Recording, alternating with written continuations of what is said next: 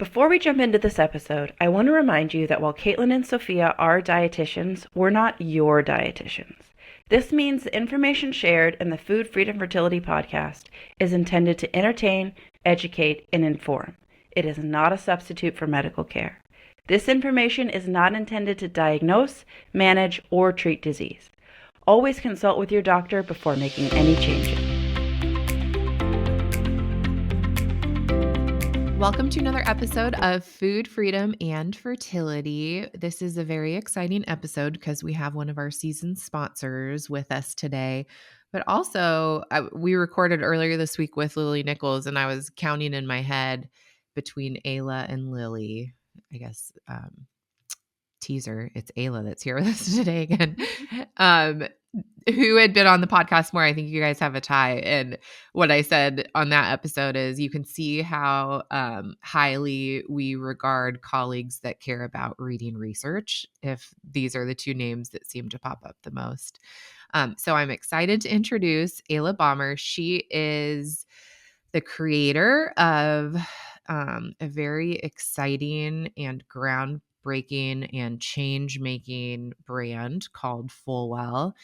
And she's also one of my I want to be like her when I grow up dietitian crushes. And I won't fangirl out too much today because she has so much to share with us. But Ayla, I'm so glad that you're with us again and excited to have this conversation today. Oh, I'm so happy to be here. Thank you for having me back on. I'm glad you're not sick of me. And yeah, just excited to chat. It's always fun. Yeah. Many of you may not even know this. Ayla used to podcast. It was like There was a brief stint. I would not say it was at all to the definitely not to the level of you and Sophia. yeah, but it's honestly it inspired me a little bit for us to even start this. So this is full circle moment a little bit. We're excited to launch this episode today because it's happening in unison with a couple products that the FullWell brand is launching.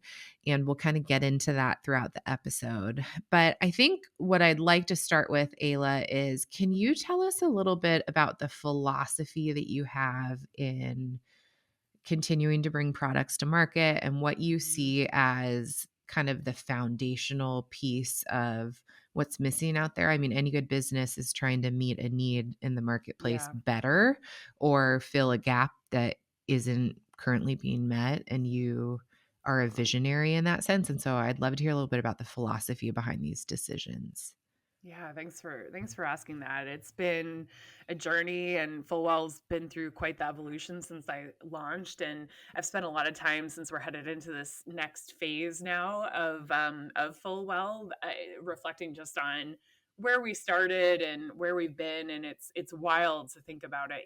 That it was several years prior working on it, but I launched 38 weeks pregnant, June 2019. So almost 6 years ago.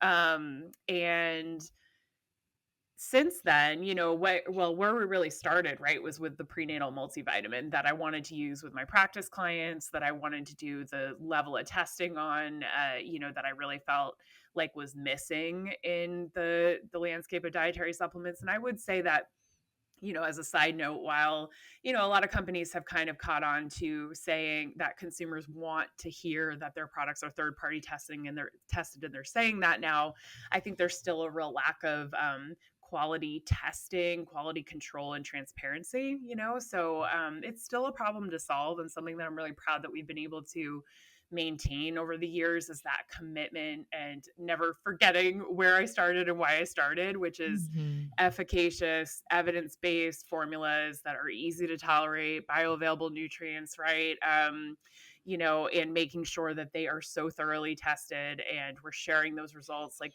giving the receipts, so to speak. That's always been a priority for me and something that I carry through all of our products. And, obviously we've added a lot of products to the line. And even since we last talked, right? And really, for me, I always think about myself in practice and like the clients in front of me and what do they need? What will be helpful? I don't want to do something based on a trend.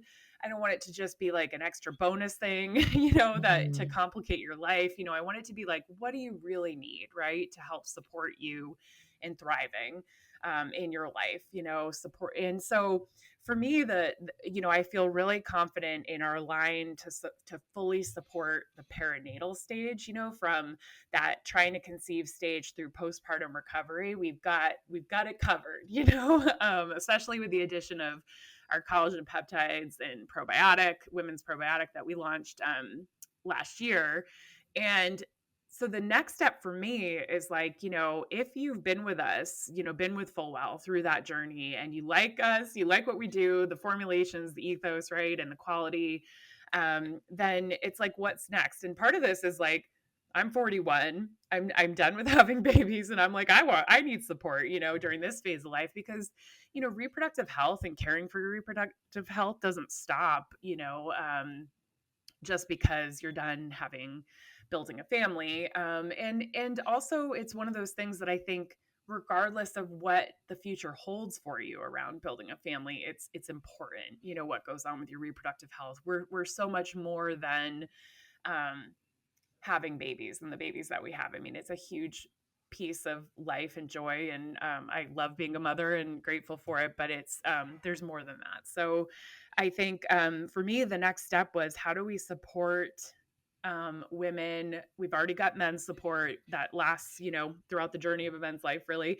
But how do I support women, both in that, what I call like this pre-conception stage, and the postpartum kind of stage? And so I wanted to formulate a multivitamin that is not available, is going to give support for the reproductive health needs during, outside of the trying to conceive, pregnant, postpartum window, and provide extra support for like things like cognitive function, mental focus, right? Cardiovascular health, bone health, energy, mood, all the things that we need and want, just to thrive in this really challenging world. So I'm being kind of long-winded here, but that's one of the products that we've just launched that I'm so proud of the formulation for. It's our women's multivitamin. It is packed with goodness. Every single nutrient is really considered against, the evidence, what is going to be optimal, what will be well tolerated, and it's a 3 a day, so it's not an 8 a day. And so which is great, that feels very doable. And it's designed to be paired with, just like my philosophy with our perinatal stage of life, right? It's designed to be paired with an omega-3 fatty acid supplement. So in this case, we recommend the balanced omegas. And my philosophy is really that it really starts in, what we should prioritize is the nutrition piece: vitamins, minerals, omega-3 fatty acids, right? So a multivitamin and omega-3 fatty acid is designed to fill the gaps that most people have in their diets. And I think that's so important before we make it more complicated, with more specialty products and, different types of protocols and things like that. I mean, if you've got PCOS, for example, there might be other things that you do, and we could talk about that. But I think starting there is a really important place. So that, to me, is the foundation, and how I think about the systems, our supplement systems. Absolutely. And like hearing that, it's almost like you need to consider the first things first. Like you can go wild on different interventions, but if you Mhm. aren't actually taking care of the really foundational principles. Hey, Food Freedom and Fertility family, it's Sophia introducing Fertility Cloud. High treatment costs can be daunting, but here's some good news. 80% of Fertility Cloud patients have gotten pregnant for under $2,000 after just 5 months of treatment. Starting your family doesn't need to come with a huge price tag. Fertility Cloud virtual consultations mean you can talk to them from the comfort of your couch. They create personalized plans for men and women, whether it's ovarian stimulation with Clomid or Letrozole, Ovidrel trigger shots, guidance on male fertility, or even weight management support with medication. As a special for Food Freedom and Fertility listeners, get $50 off your initial medical doctor consultation. With meds delivered in just a day or two, unlimited support for your questions, and free follow-ups when needed, they're here to make your path to parenthood smoother and more affordable. Ready to start? Visit myfertilitycloud.com and enter Food Freedom, one word, at checkout. It's like supplements in general. If you only hang on supplements and you never think about sleep, stress, exercise, diet, you're not going to see the kind of change that you probably want and that's going to affect, your happiness, your joy, your vitality, your energy. Supplements will help, but we got to do all the other things. In the supplement world, I think of something like a prenatal or a basic not basic, but a multivitamin that is foundational as a jumping point before we get into all the really flashy things like adaptogenic herbs or green drinks or even protein powder, I'd say. You can do so much in a lot of times for less money with real protein. You don't necessarily need that. Like we need to make sure you're getting enough vitamin B12. So, Yes. and I also see, and I don't think that we need to go down a rabbit hole too far here, but our food environment is a changing landscape. And to date, it has had probably more negative changes than positive changes in terms of the true nutritional impact of the fruit that you're eating or the animal that you're consuming or the milk that you're drinking. It's different than your grandma's or your great grandma's apple milk fruit. Like it just is in terms of what we have done with our monocropping in the soil, that it's probably more important now than it even was 100 years ago that we consider these foundational pieces. Yeah, well, that's the thing, right? I think it surprises people to think, with all the advances in human development, right, and in time, it's like, how are we in a place where it's more important than ever to take supplemental nutrients, and why can't we get everything we need from food, And that's a question. That's something I wish we could, but I think but it is complex, and as you mentioned, soil quality, our farming practices, the demand for, an apple any time of year, so the travel time food takes to get to us from, different parts of the world, and the nutrient loss, that happens during that transit time.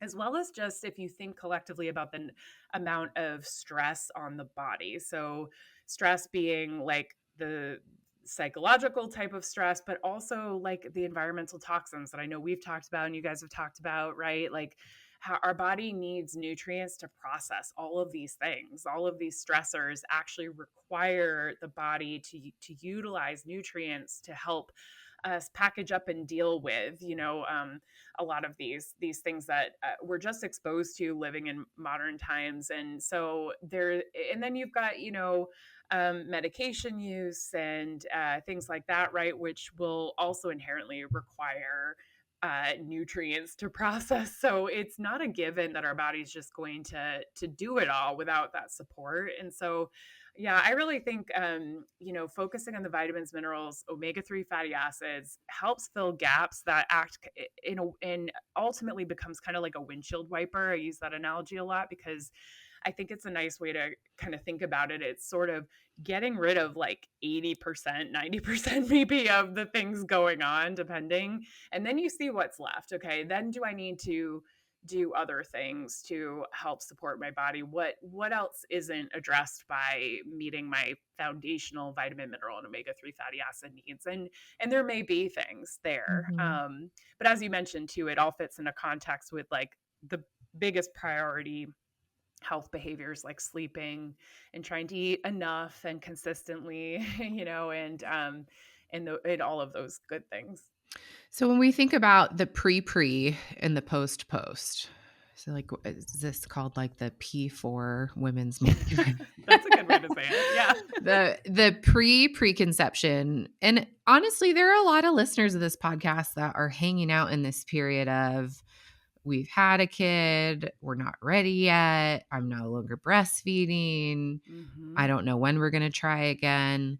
Is that the type of person that should consider this? Or would you Yes. consider that person still, you probably would benefit from the prenatal if you're gearing up towards, but you don't know when you want to be pregnant again?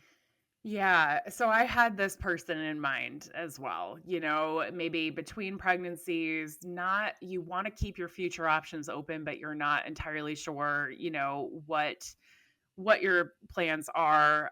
Or maybe you want another child, but you're not exactly sure when, right? Like you're not in the directly trying to conceive phase life. I mean, it certainly doesn't hurt to continue taking a prenatal, right? And continuing with the protocol that works for you and but I do think it's appropriate to switch to something like, and this would work, the women's multivitamin. So for me, it hits on the major reproductive supporting fertility nutrients that you need to make sure are on board in plentiful amounts prior to conceiving. So that you know, uh, if you were to get pregnant, right, you're going to be in a good position, but you would switch to the prenatal. Or if you decide, okay, we are going to start actively trying to conceive and you're in that like 3 to 6 month window, that's also when I would switch over to the prenatal. But this is a great one for if you are, how we're kind of thinking about it is if you're 6 months postpartum, no longer breastfeeding, that might be a time that you could switch over to the women's multi and balanced omegas. And then, but if you are still breastfeeding, of course, you want to continue with the prenatal because there's extra considerations for nutrients that you need. So yeah. And then, women who are, I'm also hoping that, this is kind of like that combo that is going to help be the solution outside of the prenatal, the times where you need some support, but you might not need that much, quite that much, even though this multi is quite robust. So in the pre, we're talking, we might try starting in 2 years, and I'm somewhere between maybe 20 and 30. Hmm. How does this cover the unique needs of somebody in that time frame? Yep. Well, what I love, about the formula is it's going to provide enough of those B vitamins, so folate, B12.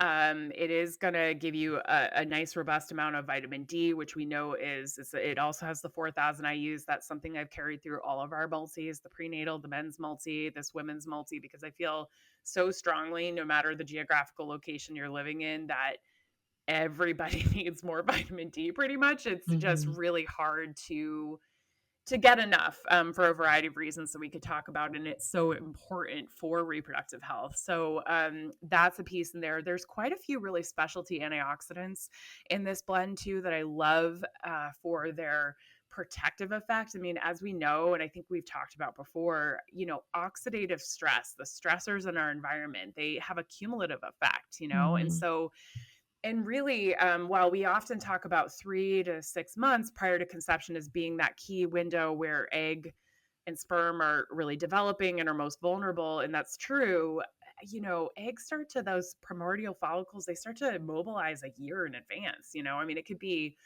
longer than that, right? So I think having extra antioxidants on board is also really important. I would say the big difference between the women's multi and the prenatal, and this is partly why there's such a difference in dose, is there's less magnesium, less choline, less calcium, in the women's multi, which, for me, all of those are in there and they're needed for metabolic support. They're needed for bone health, right? There's actually pretty robust bone health in this one.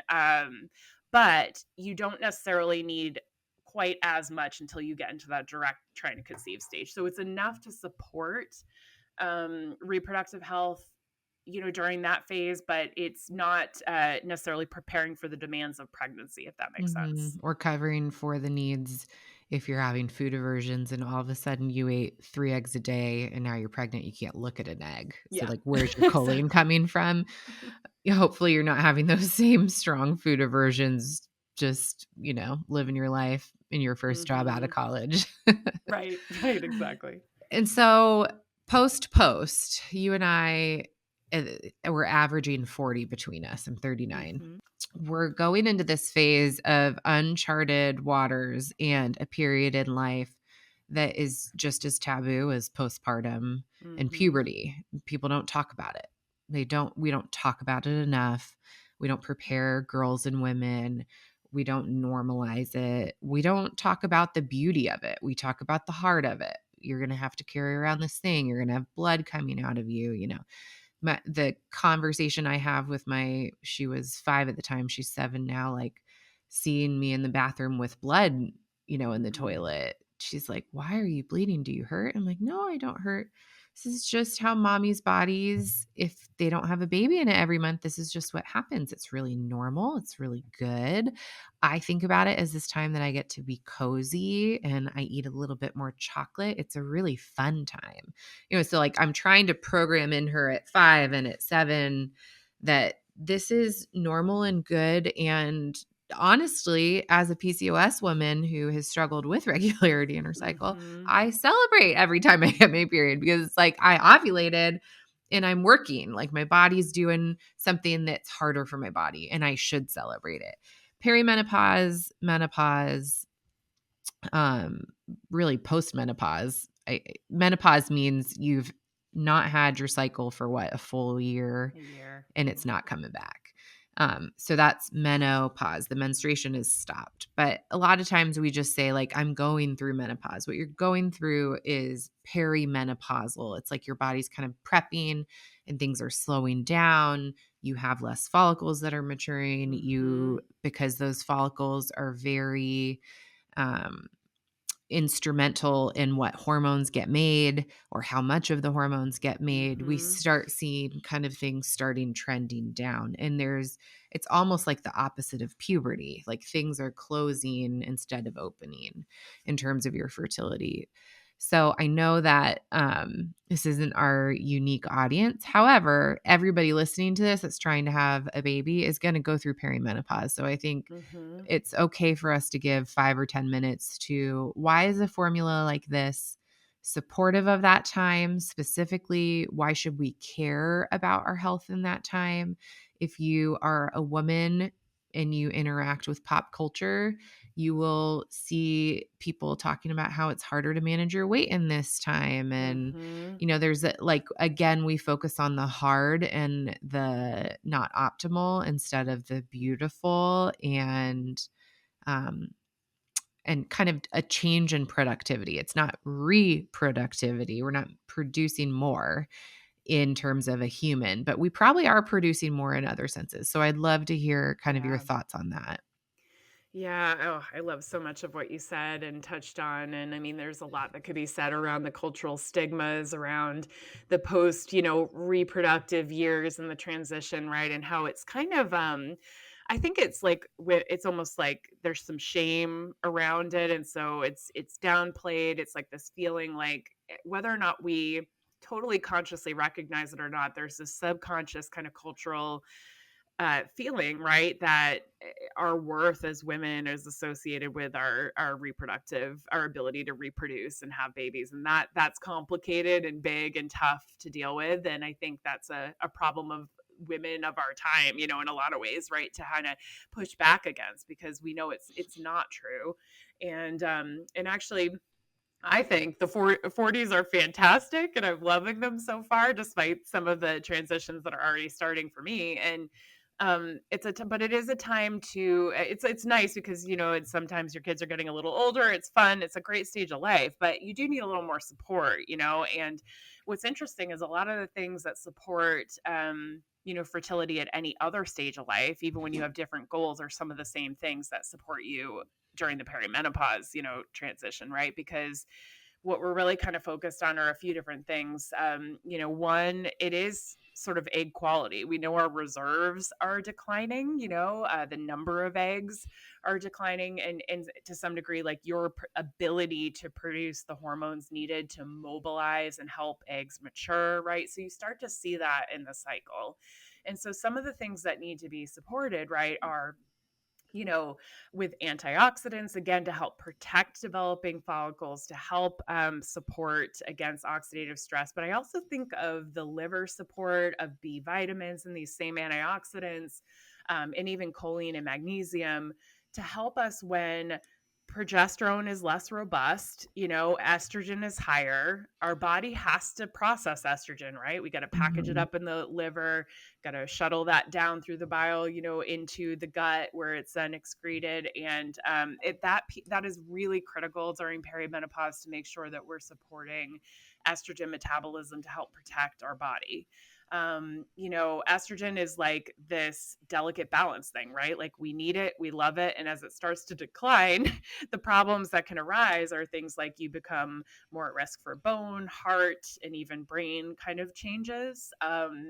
But too much and out of balance, with progesterone, and you have more negative symptoms, you can potentially have more risk, right, for those estrogen dominant cancers. So, those are some of the things I think about the risk for estrogen dominant cancers, right, and why enough nutrients and antioxidants are supporting that, as well as overall, protecting our bones, our heart, and our brains.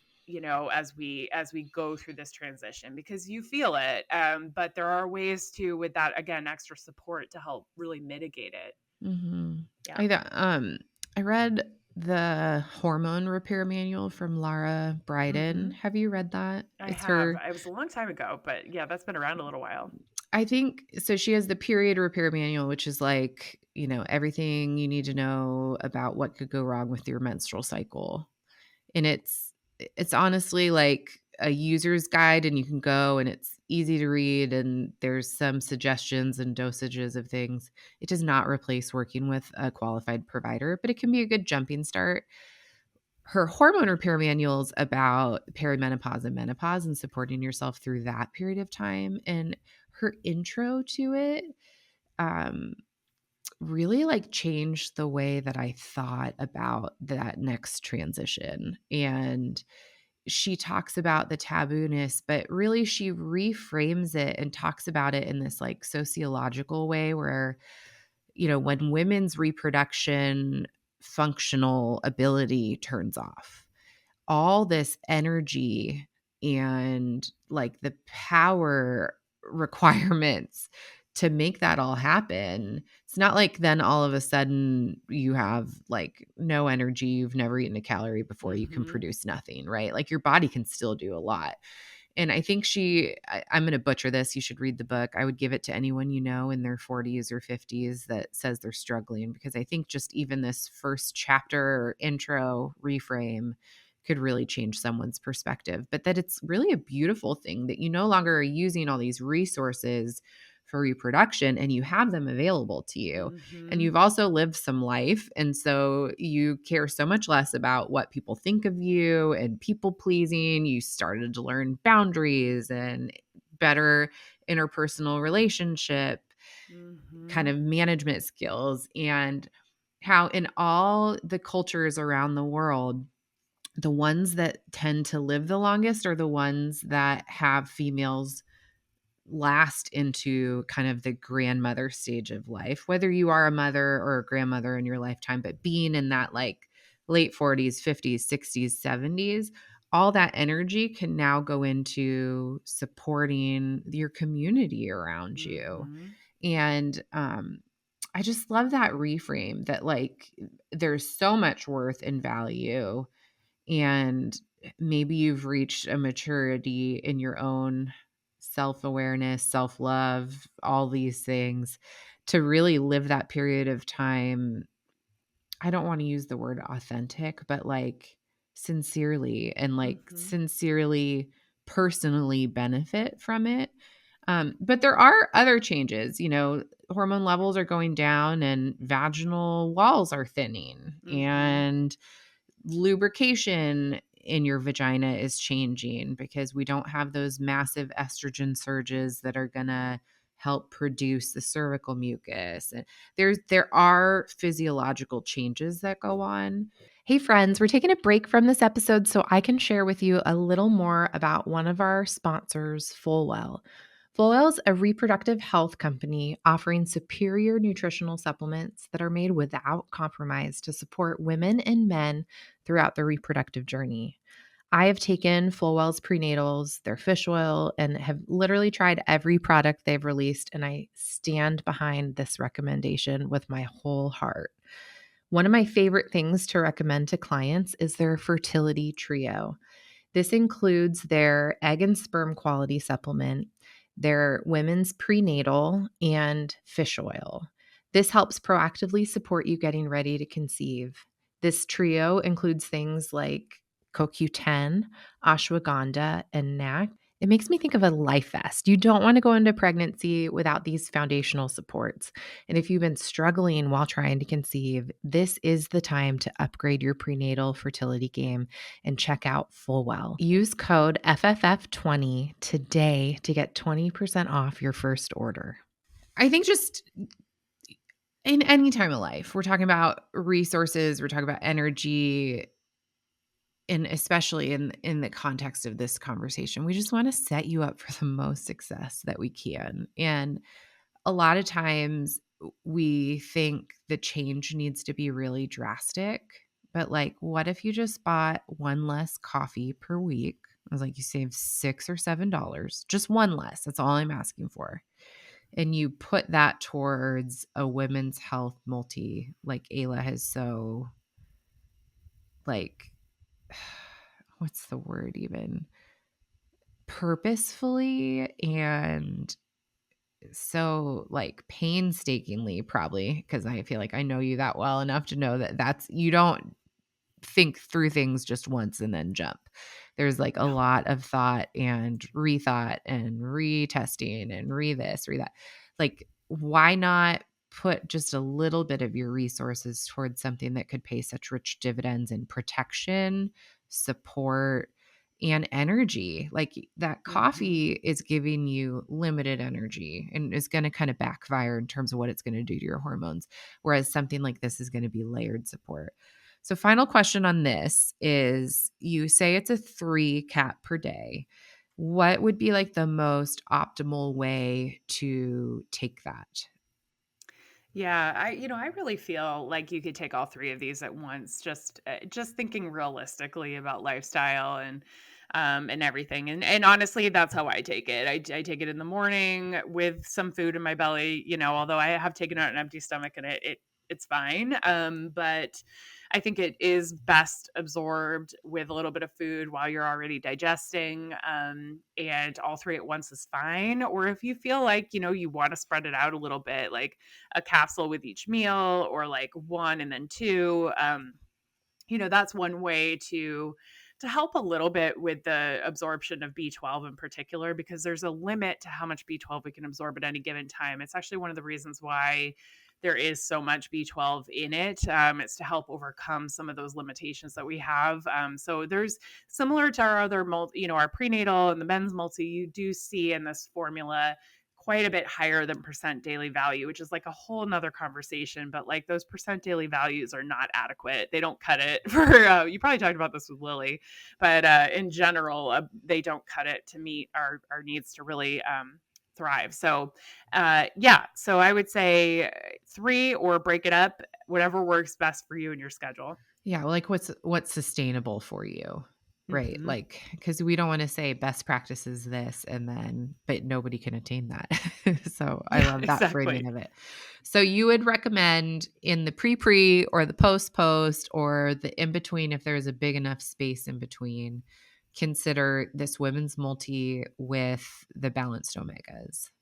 Yes, that's ideal. And that's going to be protective and supportive for reproductive health, cognitive health, bone health, heart health, energy levels. Yep. Okay. So let's shift the conversation, because I got an email earlier this week that said there's something else coming, and hint, hint, it's not a supplement. And just as Ayla does, she's breaking the mold one more time. So what have you been rolling your sleeves up with, and what can people be excited to look for that isn't a part of the supplement line, but from your line? Yeah. Oh, I'm so excited about this one. This has been a real passion project. I mean, it kind of feels like all the things are, but this has been something I've been kind of dreaming of adding to the FullWell line, but it's like I have to just with the way that I run things and the way that R&D goes and the whole process, right? And small team, I have to be patient. It's with things, but this is something I've been wanting to add for a long time. It's our fertility test. So we're adding an at-home lab kit to the FullWell line, and the reason why we're doing this is because I wanted to give people an accessible, affordable way to get insight into what is going on with their reproductive health. Because I think that there's so many periods of time where you don't know. You're looking at signs from your cycle, you're measuring ovulation, you're doing different things, but there's still kind of a question of, am I going to struggle to conceive when I'm ready to start trying or trying again? What is going on? Is there something that I really should get checked out and address before we start trying? Because we don't want to struggle once we're already ready, right?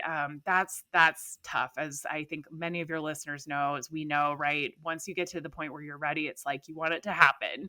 And so for me, I wanted to come up with a test that wasn't going to be the most comprehensive fertility panel ever, right? Like that's something you do one-on-one with a provider, but not everybody needs that. There's 4 markers to me that give you really profound insight into what is going on with your reproductive health and if there's more that you need to be looking into with a provider.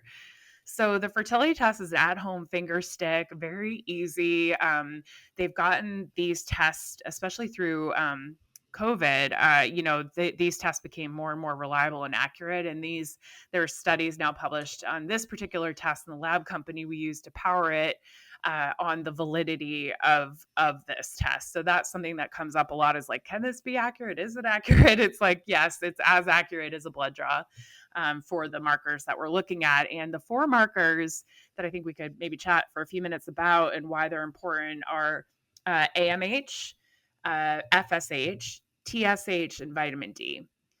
And you may have also experienced this with clients, but I've always found it really difficult to get a freaking AMH level on people. Like it's like, why is it so hard to get that information?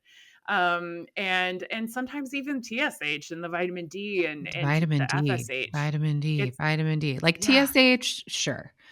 yeah. FSH, if you're talking to an OB, they're probably willing to try it. Vitamin D, and then all of a sudden, all these question marks come out of everywhere. Like, why do you actually need that?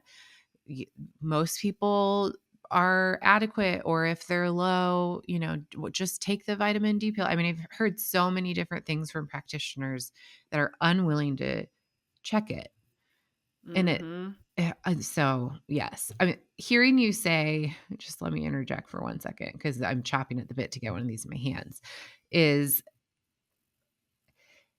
it's not even just about when you're ready, you're ready. When you're ready, you don't want to have miscarriage. hmm And particularly the vitamin D and the TSH, if we can narrow in that there's optimizing that should happen and you're still in that preconception window, this is the time to optimize. Like, this is the time to say, why is that so low? Or in the TSH case, usually, why is that so high? So I'm really excited that those are a part of the panel because we have partnered with and I have tried a handful of at-home different types of testing, some based with urine, some based with saliva, some based with, you know, haven't offered to clients an at-home blood test that's a finger prick, but I'm interested to hear more about this. But many of those zero in more closely on FSH, LH, the progesterone metabolite that's in your urine, and then HCG levels to tell you whether you're pregnant or not. We're trying to hmm like predict ovulation or confirm ovulation and then confirm pregnancy. Like that's what a lot of these fertility tests are pointed at. So once again, here comes Ayla saying you need something else. too. And we're not like tracking your cycle data here necessarily. Yes. We're looking at fertility markers. So, my first question is, if somebody were to open up one of these boxes, what type of Mhm. instructions are you giving to them in terms of when to take the test? Yes, so there is a little nuance here, but we have gone to great lengths. I mean, this has been months and months and months of trying to ensure that this is so easy to understand and do and not scary. So, from the time that you order the test, you're getting a text message, you're getting an email, and you're getting a nice kit that has exactly what to do. So the big things with this test, right, is while the AMH, TSH, and vitamin D can be taken at any time, and some people, I think, based on the cost, which we can get into that model because we're not making money off this. This is something that we're offering at cost for a variety of reasons. But I think this could be a way to just actually monitor your vitamin D and TSH levels if you wanted to over time. But if you want accurate FSH levels, that follicle stimulating hormone, that really should be taken on day 3 of your cycle. Now, we've got instructions in there if you're on hormonal birth control, if you're not cycling, if you've got irregular cycles, like what to do. So that's you're covered no matter what's going on with you, right? It's still worth it. But on day 3, if you are cycling, that's the time to measure FSH. So you do want to align it with that. And the way that there's also some B vitamins that will interact with that TSH test, and believe it or not, some of these B vitamins will actually make TSH look lower or even better, than it really is. And so what we're suggesting is that once you start your period, that's day 1 of your cycle, you stop taking your multivitamin with the B vitamins in it. And on day 3, you do your test, and that covers you for both. There won't be an interference, and you'll get an accurate FSH. So very easy. When you open it up, there's a little kind of spring activated kind of finger prick. You've got an alcohol wipe, right? Band-aids and all that in there. And, really the key is to kind of make sure you've got good circulation going. You kind of move your arms, right? And then you do the finger prick, and there's like a little card with an absorbent paper on it. And it tells you exactly how much, how many little drops of blood to add so that it gets to the line. And ultimately is a sample that could be used, right? And you let it dry for about an hour, and then there's a prepaid USPS, mailing envelope in there. Pop it in there; it goes right in the mail. If there's any sort of error in the way that you collected or issue, then you're going to automatically be sent a replacement kit at no cost to redo it. So you don't have to worry about messing it up. We will work on it until you get it right. And then there's both text and phone support, if you have questions or any issues with anything. And then the big thing is this is all kept completely private. So I don't have access to your results. Nobody at FullWell does. We by design are not looking at any results. We can't even, if you reached out to us personally, we can't even go in there and get your results for you. But we're working with the tech kind of HIPAA compliant platform that we're working with. Make sure to securely provide you with that information so you have access, nobody else does. So I think that piece is really important. Will you have access to like aggregate data so that you can say, like, over time, we've seen 8,000 people that have checked a box that they're trying to conceive, and we've seen this trend over time? I mean, that would be really interesting. Yeah. Actually, what's coming down the road for FullWell too that I'm really excited about, I hope will be starting this year, will be clinical studies, and various types of research and things that you can opt into that are going to be really I probably shouldn't even share about it now, but I'm gonna anyway. So I think it'll be a way to be part of a clinical study, like right from your phone, and Amazing. so convenient, and ways to really measure things in that way. So I can't wait till we get to that point. So there's definitely going to be opportunities for that, and we're going to look at how effective, what the experience is like. I mean, I appreciate and love it when our customers and other, and health practitioners reach out and let us know, like, what was your experience like? How can we improve? Because every single one of us reads that and we take it to heart, and we we try to incorporate it, in. Mhm. Yeah. There's this piece of like women led organizations when it's like really done with mission that is really compelling to me because I don't see the same like ego in the game. Like that idea of just like, and I don't want to make a broad sweeping thing that men are just so egotistical, but like we take your information, we try to improve the process. We're doing this because we want you to be better, Mhm. healthier, impacting generations of health here. And Yeah. so if there's somewhere that we can improve, like help us improve. But on the other hand, um, there are a lot of critics. So if you Yes. have had a really great impact and something is really changing the scene for you, then I highly recommend you also say thank you and look what this did, because there's a lot of voices in this chamber that are echoing not the happiest things, and it's nice when there's that person that says, wow, this podcast changed my life, or wow, this prenatal changed my pregnancy. And I know you have stories like that too.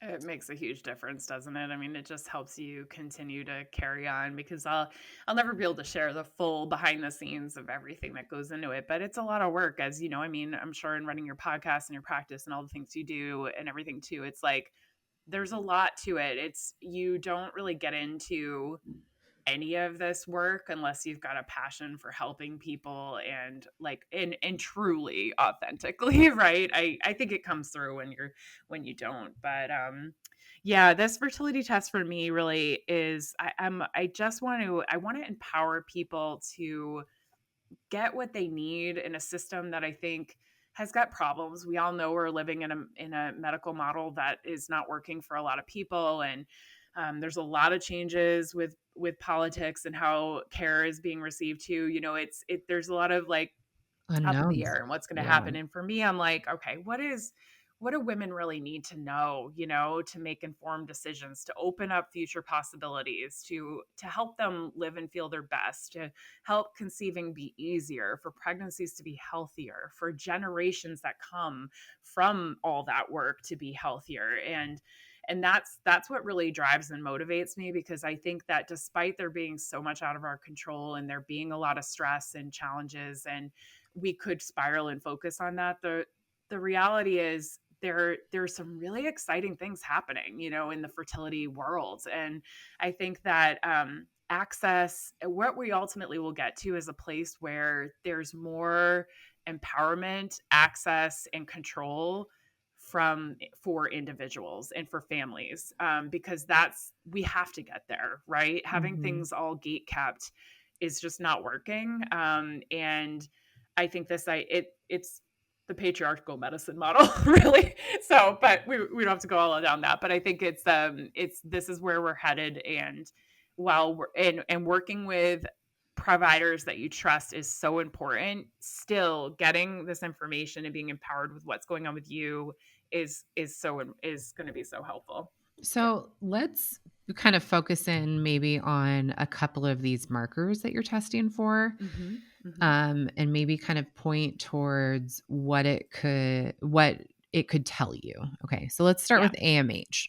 What is AMH? What kind of levels are we looking for? I know it's kind of a broad spectrum, but maybe just 2 or 3 points per marker that we could go over to kind of give people an idea of Yeah. what purchasing this might tell you. Yeah, so with AMH, you know, it's not a perfect test, but no testing is. But AMH measures ovarian reserve, right? So it's giving us a reflection or an idea of your overall egg number of eggs that you have remaining, right? And you know, I would say there's variations on what is considered ideal, and I've certainly had clients get pregnant with very low AMHs because the quantity doesn't reflect the quality, right? So AMH is going to tell you the quantity, but it's not going to tell you anything about the quality. And even if you have a low AMH, you're still, you know, as you ovulate, can get pregnant. You know, anytime you ovulate, right, that's an opportunity for pregnancy. So I just want to mention that, right? But AMH, I love to see, I think chances are a bit better if AMH is at a 1 or above. Obviously, with PCOS, you see AMH be a lot higher, and that's because a lot more follicles are being mobilized, right? And so you're just seeing a lot more of that anti-Müllerian hormone being produced, and so that's going to be taken into consideration too. You've probably talked Mhm. about that, could speak about it even more. But that's AMH. Anything else you'd want to add to that? Yeah, I feel like a lot of times I have clients that are like, "My AMH was so high. My doctor said that's great." And I'm like, "Well, let's Hmm. contextualize it." Because what it's really telling me is that we have a lot of those follicles maturing, but they're stuck immaturely. Like, they're Hmm. not progressing to where we need them to be, and we're even seeing AMH become kind of a surrogate marker instead of rushing to do an ultrasound. Doctors are screening with AMH earlier when they suspect PCOS, Hmm. which I think is great. Like, why do the more expensive, more, kind of violating test? Because that usually this test is done intravaginally or Hmm. transvaginally. They're putting a wand kind of up and ultrasounding from the inside. And especially depending on past history of trauma or how young you are, have you even been sexually active yet? It can be a kind of an intimidating thing and an uncomfortable thing. Um, so yeah, I think AMH, I think the other thing that may be on the fringe, if you're hearing this and you have recently listened to the episode we did with Lily on hypothalamic amenorrhea, or that we did with the dietitians that specialize in eating disorder treatment, sometimes it can be lower than it would otherwise be in a scenario of underfueling for what your body needs. So it's like a protective Hmm. mechanism that your body is saying, we don't have to reproduce to stay alive. Hmm. So we're shifting things down, and you can see, I've seen evidence of low AMH that when we focus mostly on eating enough and managing stress levels, that number comes up. And so Yes.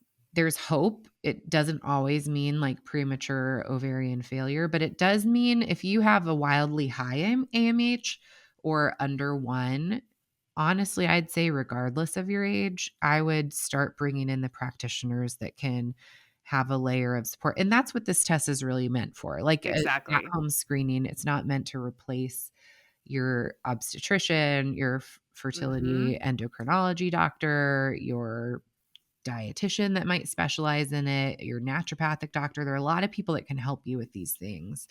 And finding the right fit for you is important, but don't take it just as like you're doomed if this lab doesn't come back Right. in the optimal space.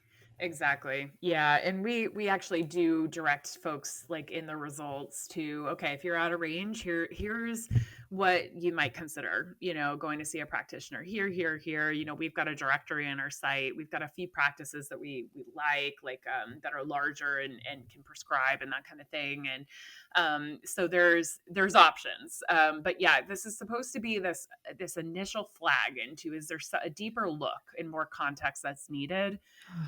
So yes, so that's AMH. And I would say I did include vitamin D in part because vitamin D all on its own is important for reproductive health. It plays a role in ovulation. It plays a role in all the things. I mean, really.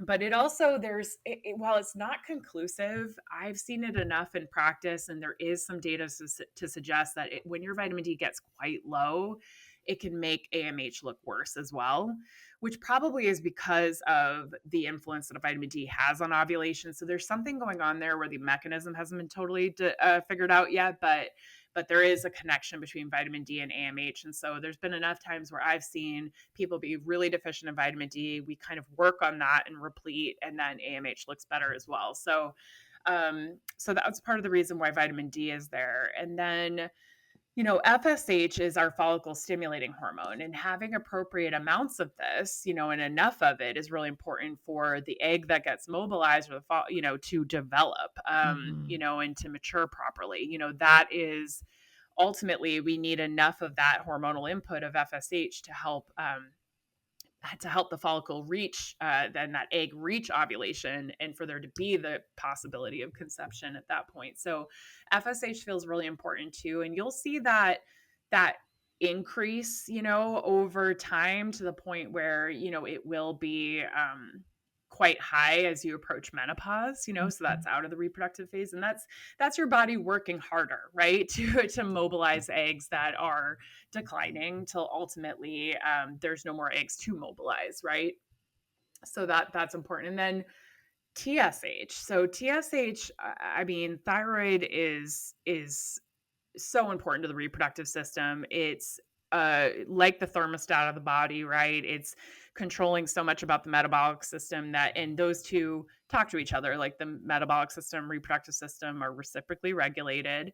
And so what happens with the thyroid is going to influence hormone production, is going to influence the reproductive system. And so TSH, while it's not a complete thyroid panel, that's going to be again a flag that tells you, okay, is there something I need to look into more? And so for me with TSH, once you start approaching 2.5-ish, for TSH, that's when I start to think, all right, either your thyroid just needs more support. It's actually a workhorse that needs a lot of calories. It needs vitamins and minerals. It needs nutrition.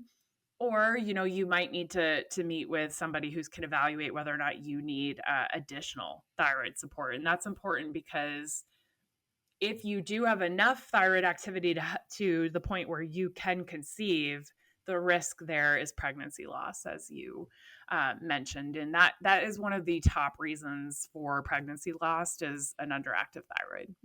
What type of vitamin Yeah. D is it assessing? 25-OH, so 25-hydroxy vitamin D. Yeah. So, and then FSH. FSH is one that people are now tracking throughout their cycle with some of these newer technologies like Mm-hmm. Mira, like Inido. There are others on the market too. Prove is one company that we've worked with in the past that they started looking at FSH and AMH as Yeah. really indicators of kind of your fertility overall. And again, as kind of Mm-hmm. like a screening assessment. Um, but they're doing it differently. They're not doing it with blood. They're doing it with urine metabolites. Mm-hmm. And I've seen a lot of variability among these tests where just one time point isn't necessarily so helpful. But I can Yeah. see how looking at FSH through serum, through a blood sample, on day 3 could be really helpful. Like if somebody were to purchase this test and then bring me the results, there's a lot that I could do with just based off of symptom Yeah. history, diagnostic history, cycle data, symptoms, and then this test. Like this is a good jumping point. Mm-hmm. Mm-hmm. So I would love to hear a little bit of the thought of why looking at FSH at this point and what somebody might be able to consider, and like if they see something like maybe we need to pick up the rock and look what else is underneath it. Yeah. So, yes, there's a lot of different ways to look at FSH and to consider it in the overall context. For me, I was thinking about, all right, if somebody wants a point in time, which is what this is always going to be and kind of a limitation of it. And I'm not convinced that you need a million different points in time of Mm-mm. FSH, honestly. Yeah. So I think that on day 3 of your cycle, that's when we would expect, FSH to start to really be at a robust enough level that it's beginning the process of mobilizing the follicle, right? Like the process has already started, but it's really trying to bring that egg to the Dominant. finish line Yeah. to ovulation, right? And so we would, if on day 3 of your cycle, right, like if that's not happening, then that's when you start to see delayed ovulation. You see not ovulating an anovulatory cycle. Like that to me is that key window where it's like we're really looking, that's going to influence cycle regularity, and even ovulation, whether or not it happens at all, right? Uh-huh. Yeah. It's the beginning of that hormone cascade, or part of the beginning of that hormone cascade, that is giving us a window into whether or not things are working well. You have enough resources to make the hormone. Your pituitary and ovarian, ovaries are talking to each other. There's enough blood flow in circulation. I mean, to me, that's the most key window. And it was always the hardest to get that point in time, I think, with my clients in practice too, because it's like, all right, first of all, we're running through the hoops of trying to get your doctor to even order this. Second of all, we're trying to convince them that we do need to do it on day 3, right? And maybe they know, but they don't think it's a big enough deal, right? And it's just, all of it felt hard to me. And I'm like, this is just what I would want to know and be able to retest with my practice clients to see what is going on, you know? Uh-huh. So that's how I approached it. I think it's really interesting considering FSH because we're talking about a signal that's saying, okay, ovaries, that like this is the beginning of this cycle. Take an egg to the finish line, and your body's going to naturally mature typically a handful of these eggs to get kind of to that point, and then one dominant follicle typically takes over. And so while we want this number to be like increasing and slightly robust, we also don't want it to be really high because that tells us Mhm, something as mhm. well. That's typically telling us your brain is having to work so much harder to get the same or even a lower output out of your ovary. So once again, kind Yes. of comparing FSH and AMH, if AMH is really low, you don't have potentially a lot of follicles, and FSH is really high, your brain's trying so hard to tell the follicles this one thing. Um, I think that it can be a really helpful thing to then be able to take that to your doctor, to be able to take that to your naturopath, to be able to take that to your dietitian, because those things, once again, could be related to that kind of underfueling state. It could be related to Mhm. premature ovarian failure.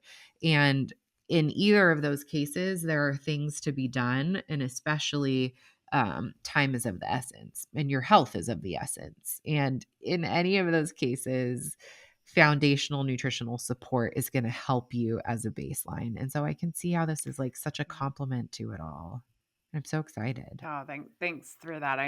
Yeah, and as you mentioned too, I think it's just worth reemphasizing, right, that that under fueling, it's such a common reason why hormones look wonky. So if you were to take this test and things look off and low and before kind of going down a dark hole, right, about your fertility, that's when it's what I'm hoping is we've got the resources at the end to really help direct people to that one-on-one support, practice support that is going to help you put it into context and really evaluate, because I just have worked with so many women over the years that base base how much is appropriate for their body for fuel on markers that don't make sense, right? Like body size or, et cetera, right? Like it just in general, not consuming enough to support reproductive health and function during this time. So I think that's worth noting too, is that probably is the first place I'd go. If things look really poor and kind of down regulated and things are low, um, we've got to look at your fueling. Sophia here, interrupting this episode to talk about fond bone broth, tallow, and lard. So, fond bone broth has long since been a staple in my home kitchen. I use this all the time. You will always find it in my kitchen. And do you know what? I even make my own bone broth. That's how much I love fond is I pay money for something that I also regularly make for myself. It is beyond delicious. The flavors that they have in these broth, it's so deep and complex. It's not like a can of Swanson's. It's not just like the chicken and stars type flavor, though that can be delicious at times. This is such a complexity of flavor. It's almost like a beverage, and I'm not exaggerating. Plus, you can use it in cooking, everything from vegetables, starches, grains. Very, very easy way to get more collagen, protein, and minerals into your life by simply cooking with broth. It is truly delicious, and it will take any dish you use to cook with it, from just a normal dish on the table to truly gourmet. So head on over to fondbonebroth.com and use code FFF10 for 10% off your first time order. Bye. Okay, so last question before we kind of put a bow on the episode. You mentioned as almost like a sidebar, but I think it's worth circling back to. You are not pricing this at home test to make any profit. It is literally Right. at we're selling it to you at cost. Talk to me about that. Why did you decide that? What kind of a cost are we looking at? And Mm-hmm. I think that a lot of people will look at that and be like, wow. And you should. If that's truly what's happening, there's a reason behind it. And I'd love to kind Mhm. of hear that from you. Yeah. So, it's true. We are not making a profit off this test. That was never my intention with it. What I wanted was something in the line that was going to really truly help and empower people to make decisions that make sense for them. One of the reasons for this is, I recognize that, our supplements are, because I approach them with what is going to be the best ingredient, what is going to be the most tolerated and well absorbed, what is going to be most bioavailable, right? Rather than how do I make this the most affordable, dietary supplement. I feel like that's been met. That is out there. But what I wanted was, and I still think, our formulas are quite fairly priced comparatively. We've never raised our prices despite the cost of everything increasing.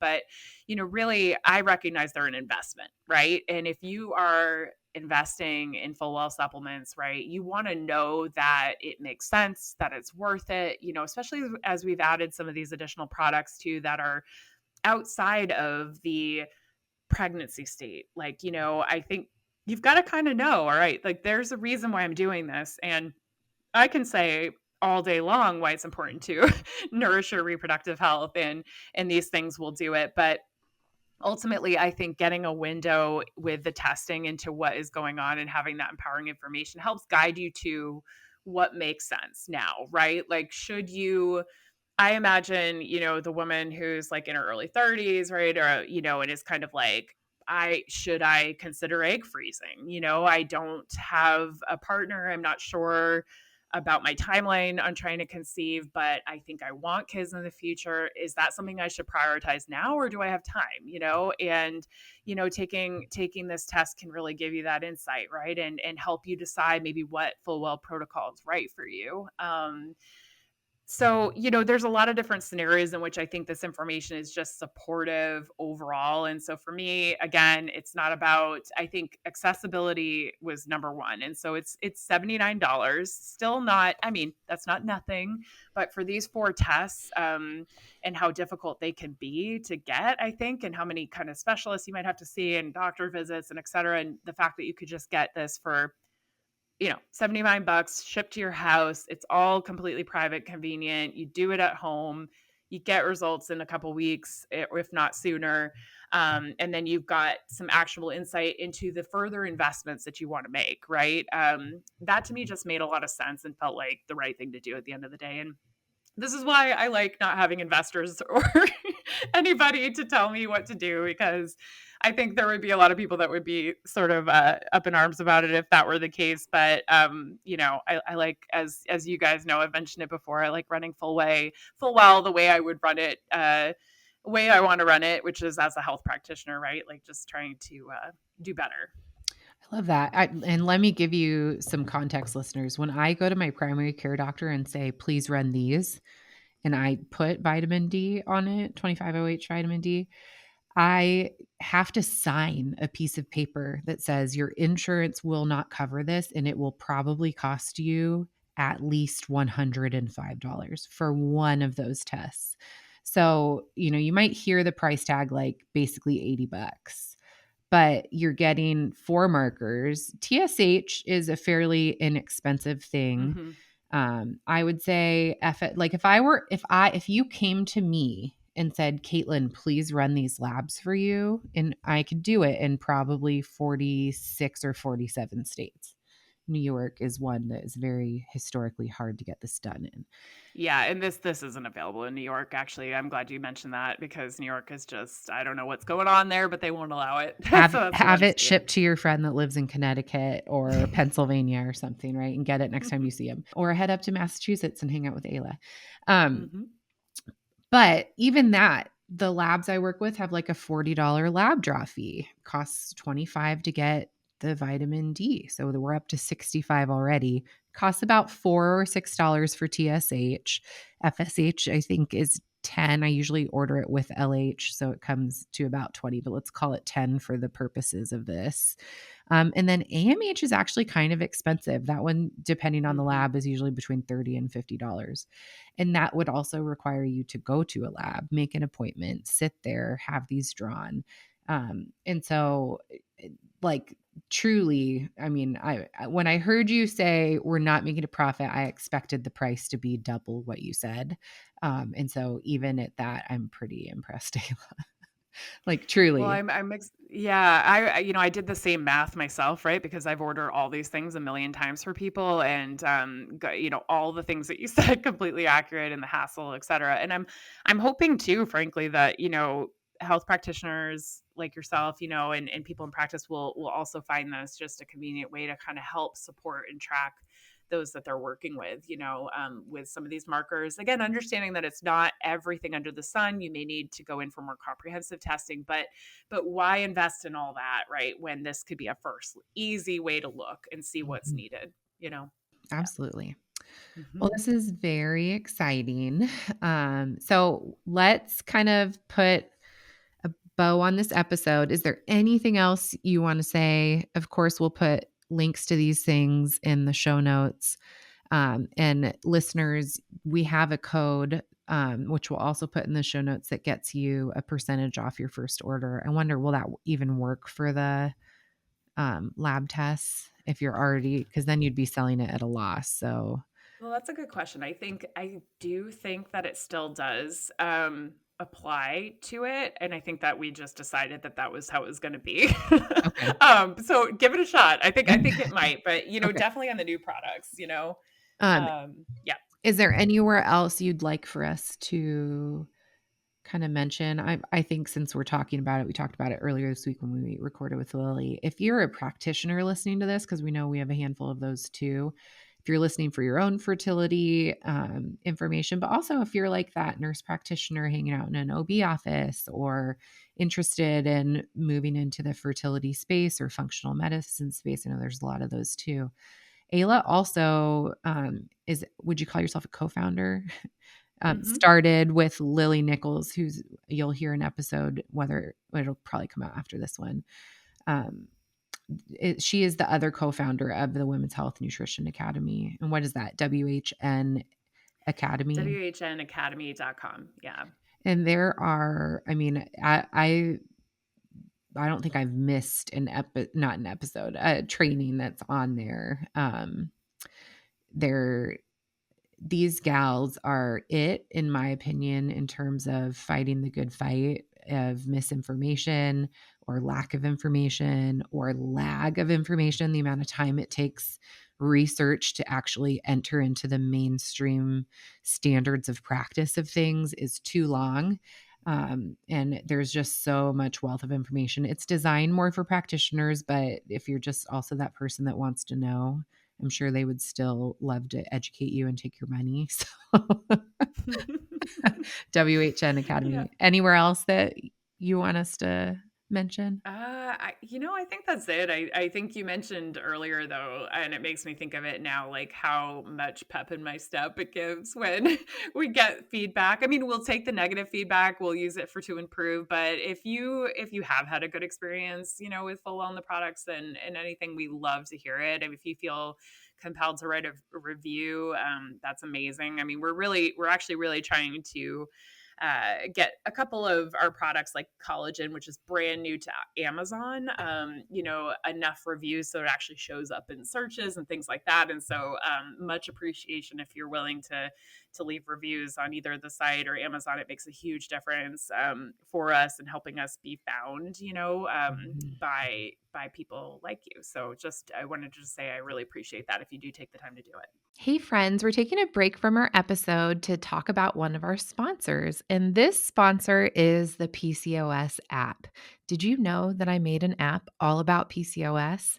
Well, I did, and you can find so many resources in it. We have slowly moved all the resources from my PCOS Hormone Academy course over into the PCOS app, and that talks about all things PCOS topically. Like if you have acne, you can go look at the skin and acne modules and see, what does Western medicine offer? Why does this impact PCOS? What can we do about it? What are natural remedies? What are nutritional remedies? We talk about hair loss and hirsutism all through that lens, where we go through, what is it? Why is it impacted by PCOS? Or why do we need to pay more attention to this particular thing? And what can we do about it? And we provide a vast resource to help you both advocate for yourself at the doctor's office and treat yourself at home naturally. Now, the exciting thing that I want to share with you is, starting in January 2025, we're starting to migrate all of the content that I have published so far on fertility into this app. I used to sell a course for $700 all about how to get pregnant with PCOS, and that is all getting moved into the app between January and March. So you can take the course as if you enrolled in the whole thing for $10 per month. So head to your app store, whether you're on a Google Android device or an Apple device. If you type in PCOS app, you just look for that really pretty lavender flower, you'll find it. Download it and join us, because you're going to get weekly recipes and all the fertility focused PCOS content that you need. It will start being uploaded under the Academy tab. So stay tuned for that. And let's get back to our episode. As you know, we have a Yeah Girl segment and we like to celebrate things. So today I'm going to celebrate that Sophia's on the call. I'm here. We had a little. You caught me right in the middle of my morning routine. Love it. Sophia's taking her FullWell perinatal vitamin. Oh man, I just did four pills at a shot. That was mostly for the camera. Yeah, it's kind of insane how many I could take at one time at this point, but honestly, I'm not really. I'm bad at pills. I'm one of those people that cannot take a tablet. Like, even I take a medication that is like a tablet the size of like not even like the head of a Q-tip. It's so itty bitty, and even that I swallow and it's like doesn't go down. And those tablets these are worse. 4 at a time. These capsules I can do 4 at a time. I've done 6 at a time, and they go down. So the plug for FullWell, for the very sake that it's swallowable, that's a huge deal for me, because I have a neurological condition called a reverse swallow. Don't worry about it. But it's hard for me to swallow pills, and I somehow get these down. So there's a plug, Nice. shameless plug, and a little something for FullWell. Thank you. All right, who wants to go first? Yeah, girl. And okay, I'll go. My yeah girl today is that, as we're speaking, my dad's walking into his radiation oncologist, and this is his second to last radiation before he gets a break, and we kind of rest, recover, and regroup.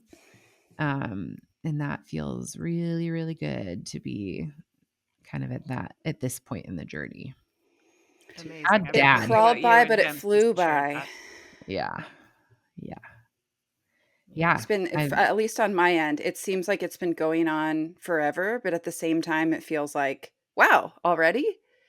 I think part of why it felt like it has been going on forever, like we're recording this almost the last day of February. We found out like a couple days after Thanksgiving, but it took so long really for it to start. So I'm just grateful. And a piece of it that I'm just really just so thankful for is, yesterday we were talking to the doctor and kind of talking about how to wean him down from some steroids he's on and different things. And, my dad just looked at him and said, like, how am I doing compared to the normal person? And he's like, well, usually we're talking about how to wean down heavy narcotics at this point. Like the fact that you take a Tylenol every once in a while for a little pain from this radiation, he's doing 28 back to back radiations. He has a break on weekends, but like Monday through Friday is like a miracle. Well, and chemo at the same time, which isn't nothing. That's also, and in a very sensitive part of his body. This isn't like, your kneecap we're talking about here. This is like something you use every minute of every day. Which is a strong man for a dad. He is. She sure does. I really do. I've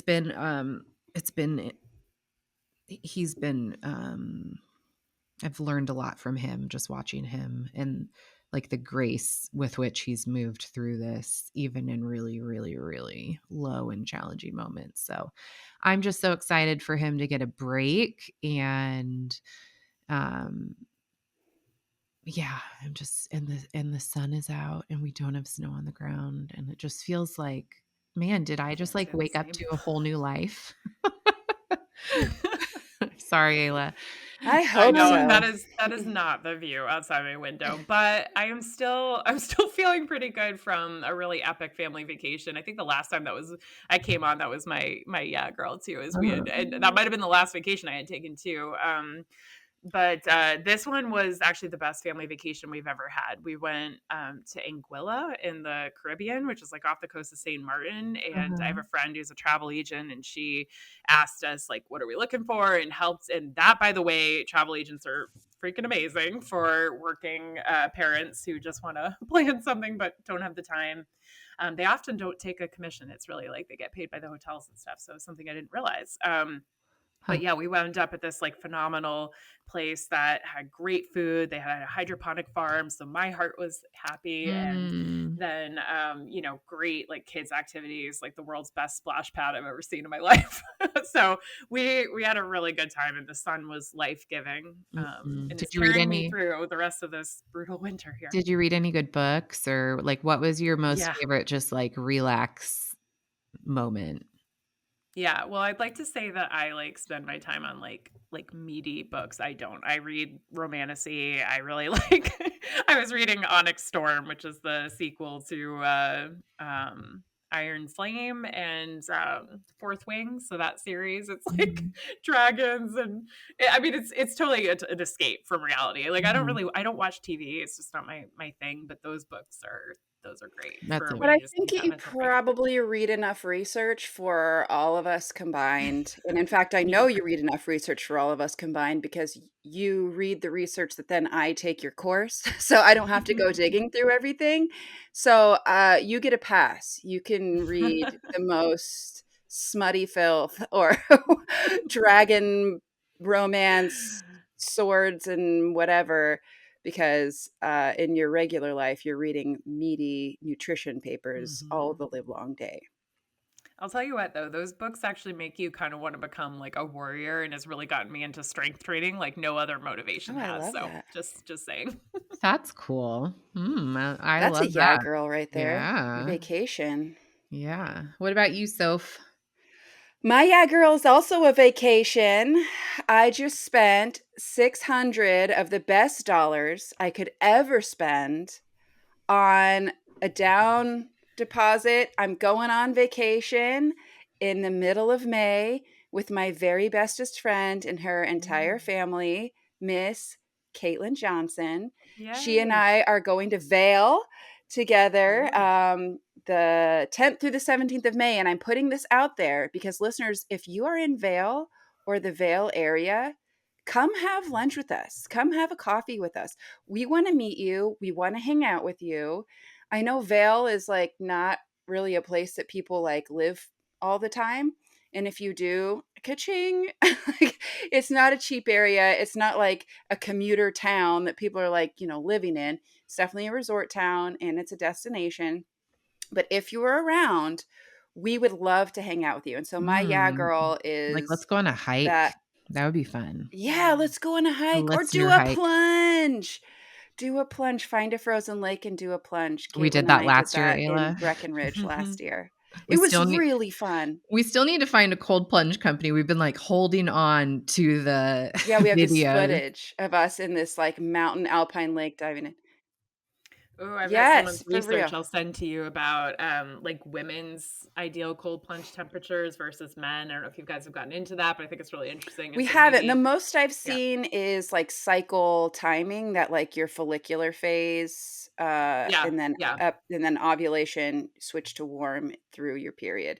Anyway, that's my yeah girl is Yeah, I get girl. to go spend a week like we did this together in Breckenridge last week and it was truly my highlight of 2024 and God just did so many wonderful things for us. That's when my dad got his cancer diagnosis was when we were in Breckenridge together with my dad because he lives in Colorado Springs and so the day we got the true diagnosis was the day we did this cold plunge. It was just like such a God thing for us to be together and for us to be able to relax, and our kids just Mhm. playing together all the time. And it We was both need to remember wonderful. swimsuits this year.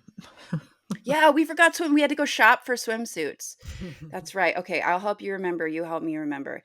And listeners, when it comes close to May 10th, remind us to bring our swimsuits. So that's my big yeah, girl. Is Somebody, that it's bought and paid for. We're doing it. we're doing it. Have so much fun. That Somebody, sounds awesome. I love vacations with friends, especially oh when like man. the kids like jive and that all works. And Yeah, Ayla, it's how old are awesome. yours? 7 and 4? 7 and 5? 5 and 8 now. 5 and Yeah, 8. 5 and Wow. 8. Well, maybe we'll just invite you. Let me see how many more. You are invited. That Consider sounds this your great. invitation. Well, I I'm a mean, make wimp sure. with Listen, cold I know in plunges, but Boston you maybe. don't get a lot of snow, so come on up to Vail. You're right. Well, the snow I know will that's when I'm mostly gonna be be starting fun. gardening. I hope. Uh-huh. Well, Ayla, we love I won't tell you you. guys about the weather here in San Diego. You don't want to know. I don't want to know. Gosh. No. Don't tell us. We love you, Ayla. Thanks I for won't. another beautiful hour. And I can't wait to get my hands on these tests and give it a go myself. We're Thank really you so much. excited for you and the company and for all the lives you're going to touch.